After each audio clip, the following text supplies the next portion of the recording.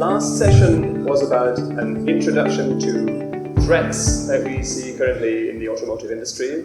And so not surprisingly, the next session will be about more in the direction of security solutions in the automotive industry. And I'm very delighted to introduce you to our first speaker, Alissa Knight.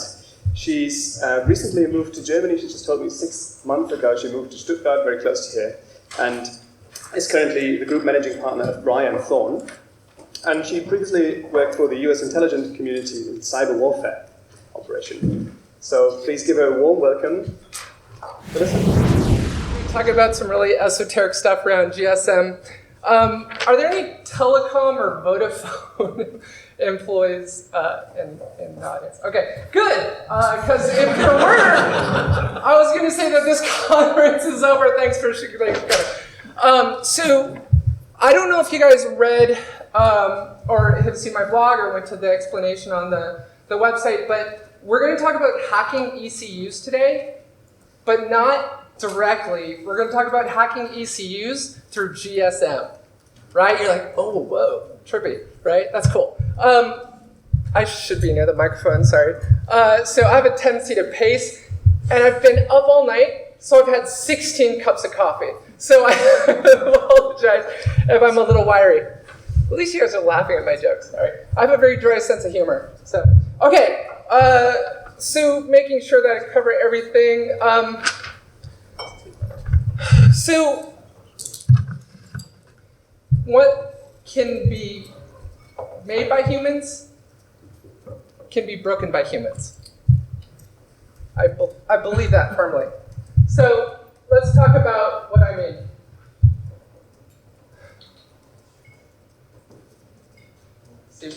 Yeah.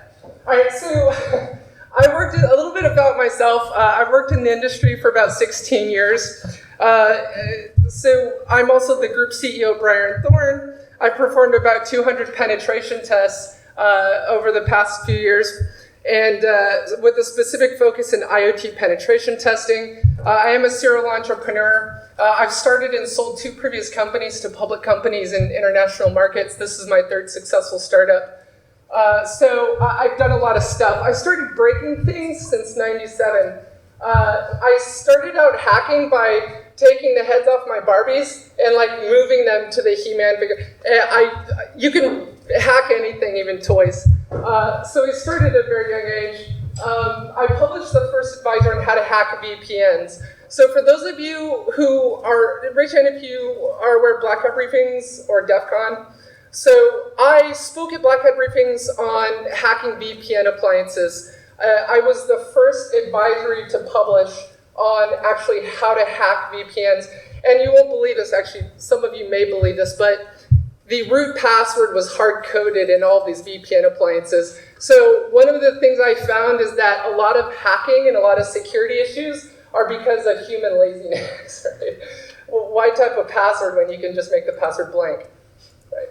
So, okay, so recently retained by several ECU and automobile manufacturers. A lot of the findings that I'm going to talk about in this presentation today are from those penetration tests. They have not been published before. A lot of the data has been redacted. You guys may have seen the Chrysler and the Jeep hack in the United States recently. That was leveraging cell phone, but this is to a totally different degree. All right, so I've tried to work with the companies to redact as much as possible. All right, so let's have some fun. All right, so first of all, I want to pay some homage to some pioneers in the industry who came before. Solomon J. Thuo, who works for Bryan Thorn, was working with me on on several of these penetration tests. STR copy, Brian Benshoff, Karsten Knoll, the list goes on. There's a lot of pioneers who've published vulnerabilities in GSM and hacking GSM networks. Now, one of the things you guys will notice about these things that have been published about GSM hacking is it's for a different area, right? It's always been about hacking GSM to provide yourself free cell phone service or extending cell phone coverage. It's never been really talked about as far as setting up a rogue base station to hack a car or to hack an ECU. So we're going to talk about that today. I do apologize. I tried to modify the date as much as possible so it's not so esoteric, but hopefully you guys will understand most of it. So GSM hacking is the new swag, right? So, but as I mentioned, it's really been about a different area. You'll see some YouTube videos and you'll see some other articles that talk about how to hack GSM to be able to record people's phone conversations and the tools that you can use to crack the encryption in, A51, for example, or A52. Now, what we did was we wanted to apply it from a different perspective, a different vantage point. When we were hacking the ECUs in these cars, we knew that the security in the ECU didn't really matter. We wanted to attack the communications infrastructure.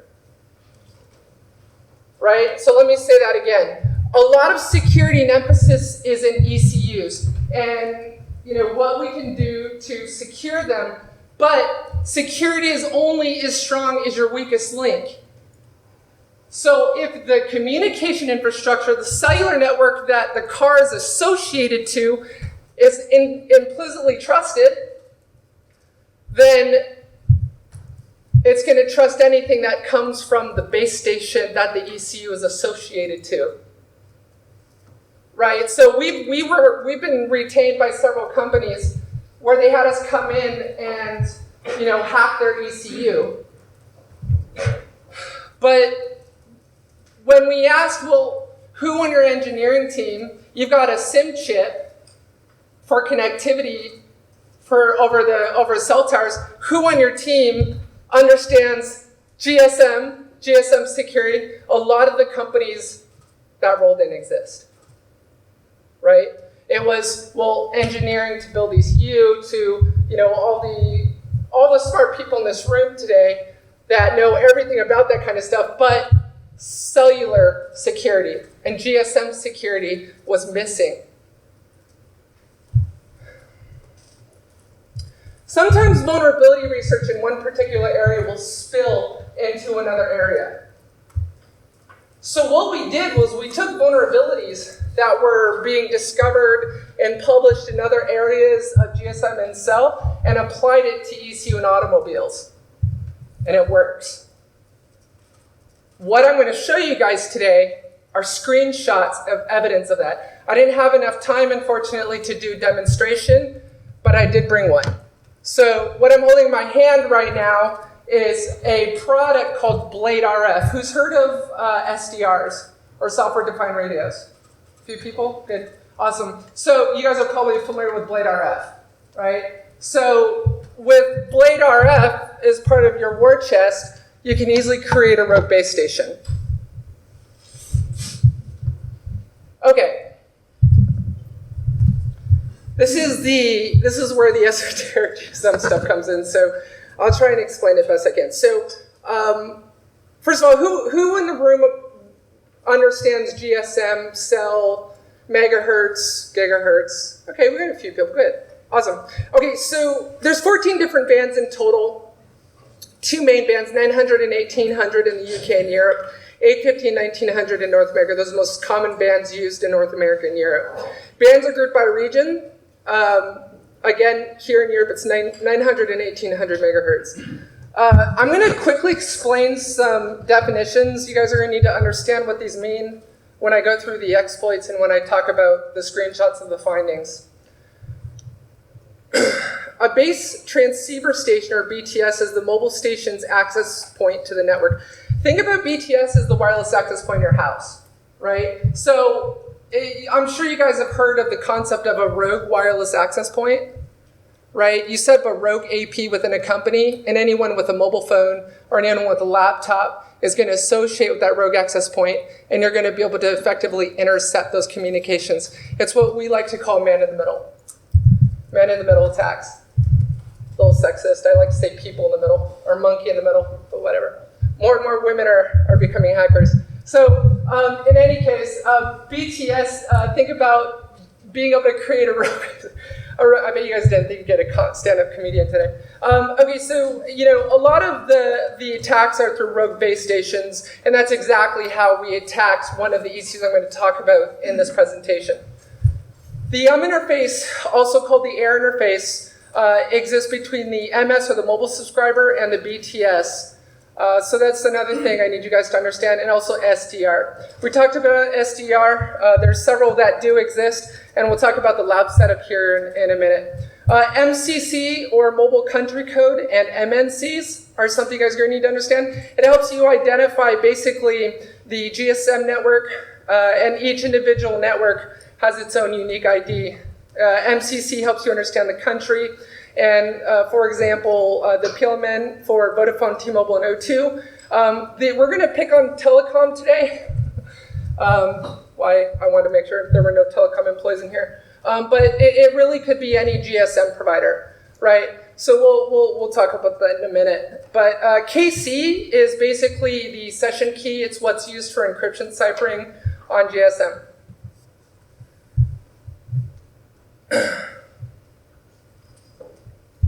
So what should be in your word chest for performing a penetration test? If you were building a lab setup, this is what you would need.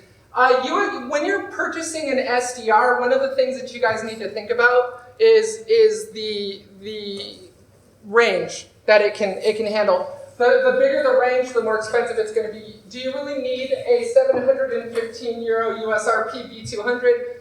Probably not, right? Blade RF only costs you about US 420 bucks.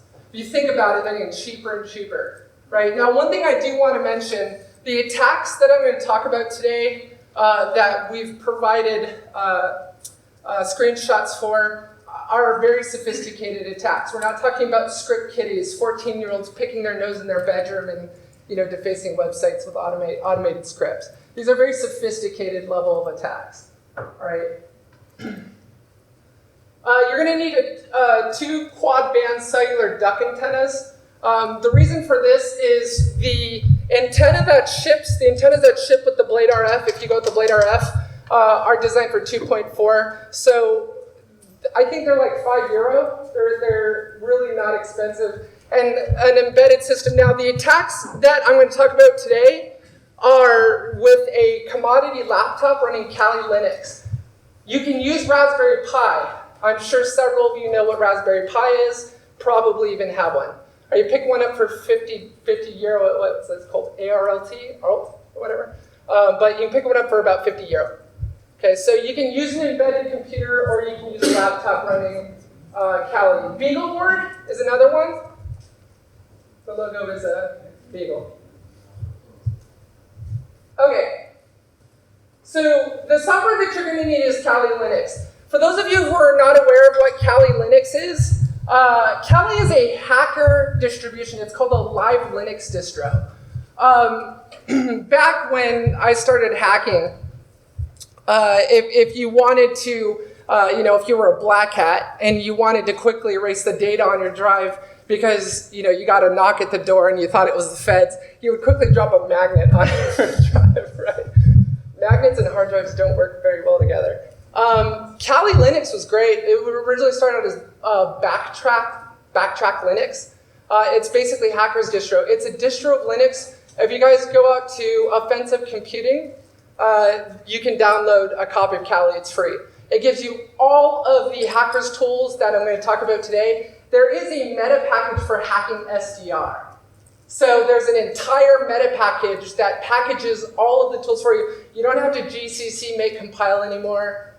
It's all right there at your fingertips, already pre-compiled for you and ready to go. Kali is a cool distro. Calibrate, scan your local frequencies. So one of the first things you're going to need to do is find that ECU. Where is it camped? What base station is it camped on? What frequencies? How do you do that? There is a Linux tool called Calibrate that will scan all of the local base stations near you, looking for all of the frequencies. And then there's another tool I'll show you that will tell you what mobile equipment is camped on those base stations. So you're probably saying, okay, Alyssa, that's great, I can find all the frequencies, but how do I know where the ECU or the connected car is? Well, due to some features And some of the telco providers here in Germany, like Telekom, they actually broadcast the IMSI. So you can actually find out what mobile equipment is camped on those base stations. I'm going to show you evidence that you're probably saying, no, that's no way, I don't believe that. A lot of this stuff, you're like, Alissa, you're crazy, I don't believe you. You're totally making this up. I've got screenshots. Photos, I swear I've got photos to prove it. All right, so if you're trying to find an ECU or the connected car, you can use Calibrate to scan the local networks, the local area for base stations. Kraken will crack A52 encryption. Okay, so, sorry, A51 encryption. It uses 2 terabytes of Berlin tables, which are basically rainbow tables. Okay, so for those of you who are familiar with rainbow tables and cracking Active Directory accounts, right? The same concept has been applied to cracking A51 encryption. All right? Well, I guess it's a good thing that telcos don't use 2G anymore. Right? No. Okay, so 2G and 3G. Okay, we'll talk about that in a minute. All right, so that's your ECU war chest. Okay, what I'm going to go through today is what's called a kill chain. Who knows what a kill chain is? All right, one person. Okay, a kill chain are the steps that a hacker follows to the eventual compromise of a target. It's a kill chain. Okay, a lot of information security terminology has been borrowed from the military and law enforcement. Okay, so a kill chain, just described in terrorist attacks, are steps that have led up as indicators of compromise to the eventual attack. There was a kill chain in the Boston Marathon bombing. There were indicators leading up to the attack. Now, the kill chain I'm going to go through today, for all of you, are all the steps that you would go through to compromising a connected car. One of the first things that you're going to do is reconnaissance, intelligence collection. Okay, before you do anything, you need to understand what the attack surface is. A lot of people say, well, we need to go directly into the car, look at the ECU, build it like a security onion of security defenses from the inside out. No, stop. Focus on the communications infrastructure because that's what it's relying on. That's where the lack of authenticity is. Do any of you guys remember this from 20 years ago? History repeats itself. Do you guys remember when the discussions came about with IP version 4? Who remembers Kevin Mitnick? Man-in-the-middle attack. Shimamura. I always get his name wrong. Shimamura. Okay, so he was the first publicly unveiled man-in-the-middle attack where he compromised a computer system by fooling the computer into thinking it's communicating with a legitimate source. That's what we're doing here. We're making the ECU think we're a legitimate base station. And guess what cell phones do? Guess what SIM chips do? Have you guys heard of dirt boxes? In the United States, our lovely NSA, our lovely intelligence community created what are called dirt boxes. What they do is they're airplanes that fly overhead, or they're cars that are driving down the road, running rogue base stations. And what cell phones do, you guys know this, they automatically associate to the base station with the strongest signal. So if I have a connected car connected to a legitimate telecom base station, what happens if I assume it's ARCN and broadcast a stronger signal? It's so simple. That's what I love hacking. It's exploiting features. People think it's like, in order to be a hacker, you when you were little, you killed little, you killed little animals and you were just this self-destruct. No, it's taking features that developers and coders have put in their products and using the features against it. Right? Okay, so let's talk about how to do that. So we talked about the fact that we talked about all the frequencies. The main frequency spectrum for cell phones in Germany is GSM, actually in Europe. There are 4 major German telecom operators. There's T-Mobile, Vodafone, O2, E+. All of them use GSM, 3G, or 4G frequency bands to provide subscribers with different kinds of wireless communications. German 3G is represented by 2100 megahertz, all this other stuff. Okay, so let's move on.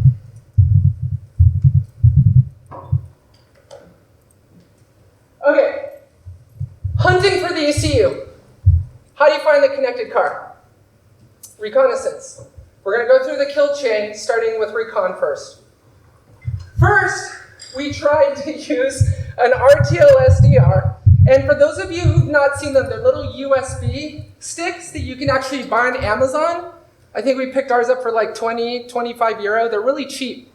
They're little RTL SDRs, software-defined radios. You plug them into the USB port on your laptop, and you can listen to free FM. You can listen to FM. You can, if there's something in the frequency of your little flash chip, little SDR, you can pick it up. But the problem was the RTL SDR didn't go to the frequencies we needed it to. So we had to go out and spend a little bit more money. So that failed. We found frequencies, but we didn't find the ECU perched or camped on any of the base stations. So we bought a new SDR. We bought the Blade RF. Brought in a big gun. Some of you are laughing at it. You guys need more coffee. All right. So, oops. There's like a ghost up here. All right. We'll do that.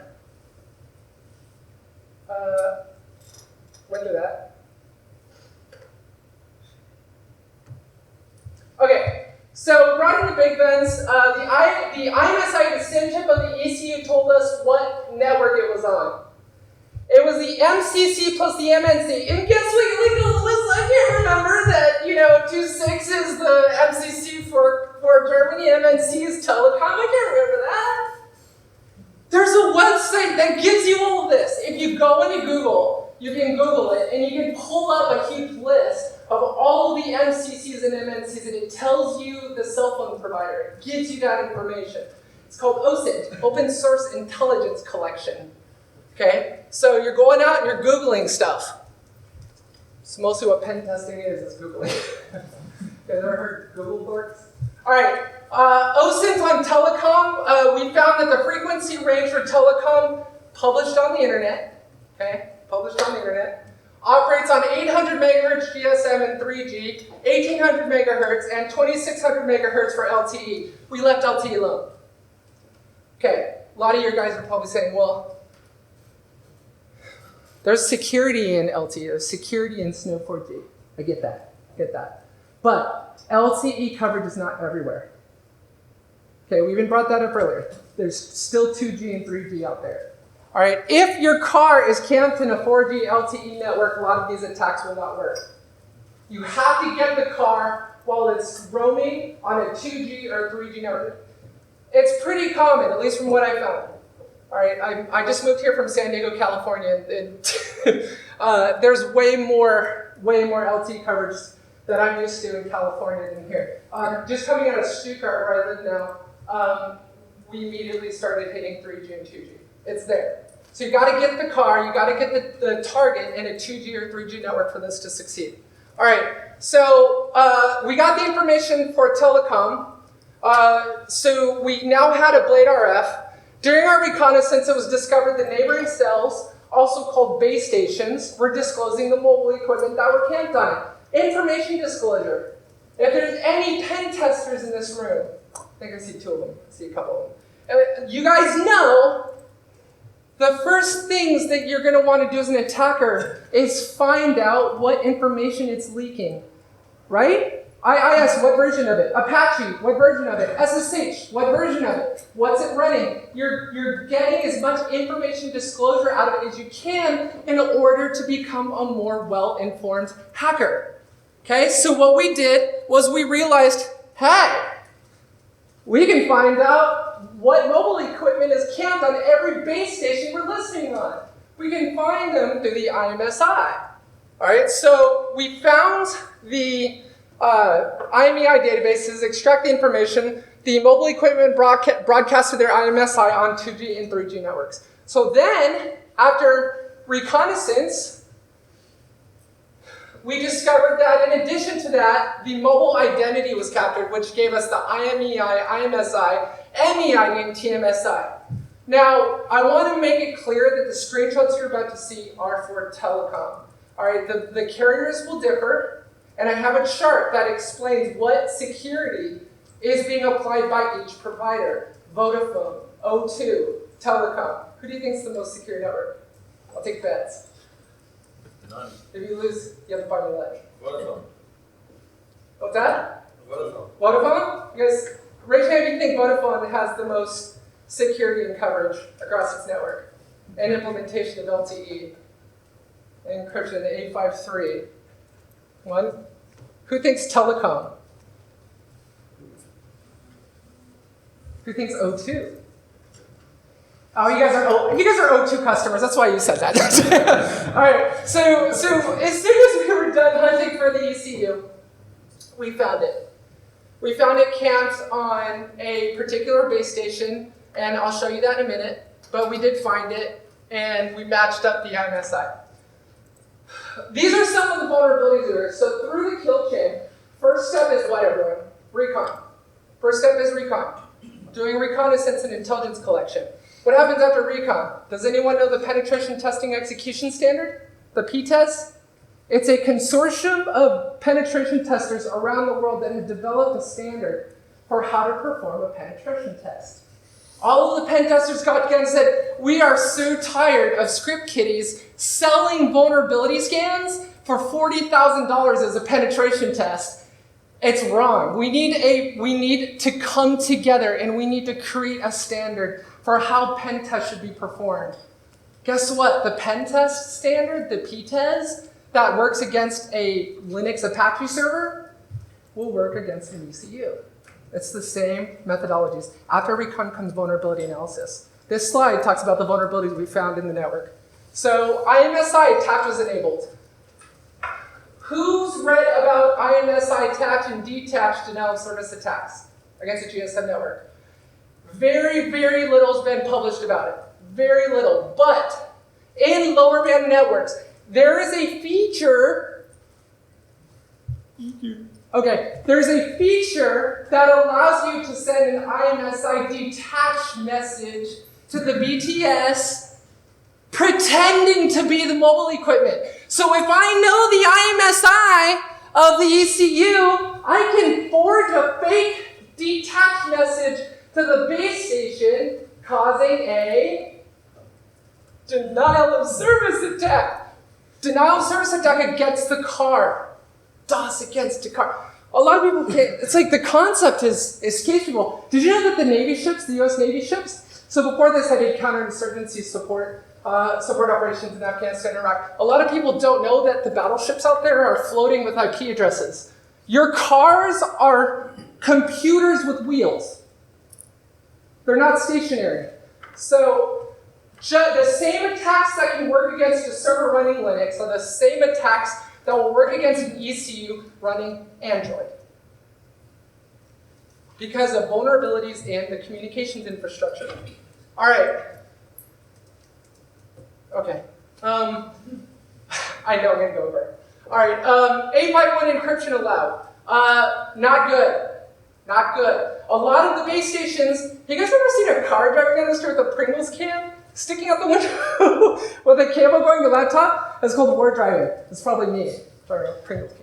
All right, we found a lot of base stations that had 851 encryption enabled on the BTSs, meaning that it will support it. Why? Why? Backwards compatibility? All right, you guys are the smart ones in the room, not me. Why? Why turn that on? It's got so many holes. 8x1 is like Swiss cheese. Okay? I'm going to show you a lab setup that we used, a really big external Western Digital hard drive, to crack 851. There's a tool, go check it out, go Google it. It's called Pinnacle. P-Y-T-A-C-L-E, Pinnacle. It automates the cracking of GSM strings.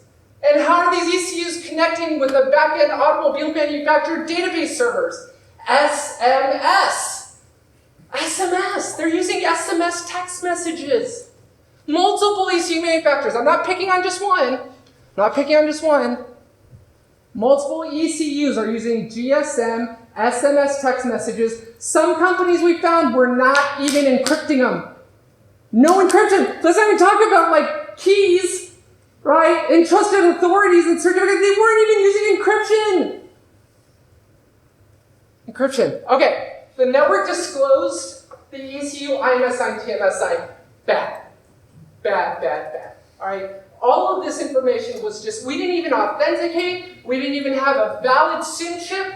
You're probably, well, did you get a SIM chip from the top? No.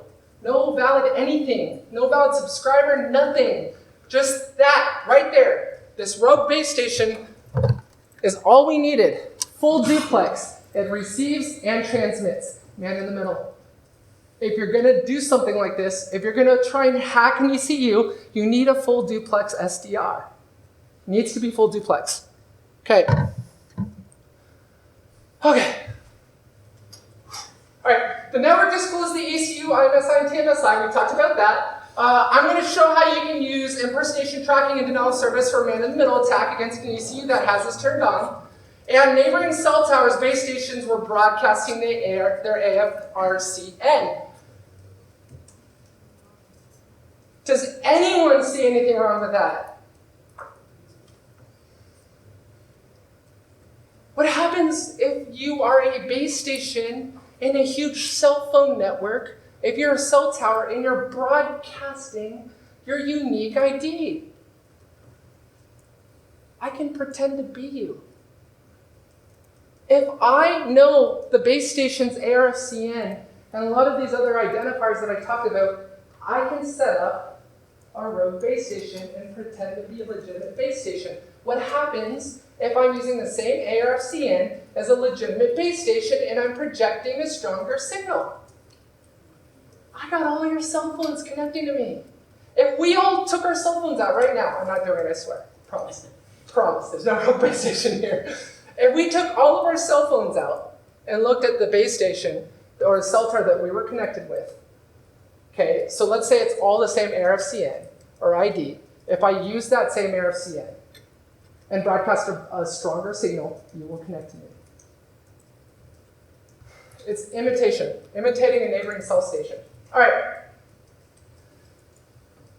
So then after vulnerability analysis, we move to exploitation. This is the second to the last step in the kill chain. What happens after exploitation? Pivoting. Where is pivoting? You're pivoting to the cameras, right? So if vulnerability analysis is analyzing the vulnerabilities in the ECU and the base station, I'm probably driving this photographer nuts. I'm like moving all, I'm so sorry. I'm probably making you busy.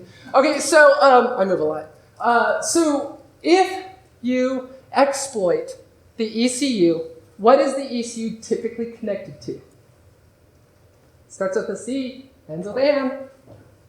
CAN? Right. CAN bus, right? So it's called pivoting, post-exploitation pivoting. What time am I supposed to stop? Am I already over? I have 9 minutes? It's counting upwards, not down. So I think 9 minutes over. Oh. Oops. Okay. All right. I apologize to the next speaker. I'm gonna jump straight to the screenshots. This entire presentation and the documentation and the exploit steps are on my website at AlissaKnight.com. They're on my blog. Okay, let's quickly go over this. I'm going to get my car keyed if I don't get off this stage. Okay, so these are the frequencies that were available. Guess what? Wikipedia article. Thanks, Wikipedia. Those are the security settings for each network. E plus O2, T-Mobile, and Vodafone. Somebody owes me lunch. All right. Okay, that was our lab setup. I don't know if you guys can see this. Okay. AlissaKnight.com. These are the frequencies that we used for Calibrate, and every single one of the base stations are listed there. These are screenshots of our Kali Linux windows. Okay? All of these are the base stations and channels that we found. Next, after we found the base stations and the frequencies, boom! Cracked session key, the KC. Remember I talked about that? What happens if you have the KC for the GSM session? you can crack the session, right? So we have we crack the KCU with Pinnacle, and then boom, Wireshark. These are all the GSM tap packets that were being sent to the ECU from the back end.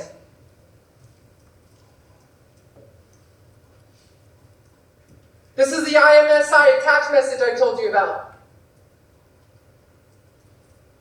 And my favorite, there's the ARFCN of the base station, 868. And this is the IMSI. You guys can see that. If you guys, like I said, if you guys go to AlissaKnight.com, you'll see full screen screenshots of these. That whole number right there is the IMSI of the ECU. That is the ECU. Right there. And that's it. Okay, I'm so sorry. Everyone have a wonderful day. Thank you for putting up with my spunkiness. Thank you. Sorry for going over. Thank you.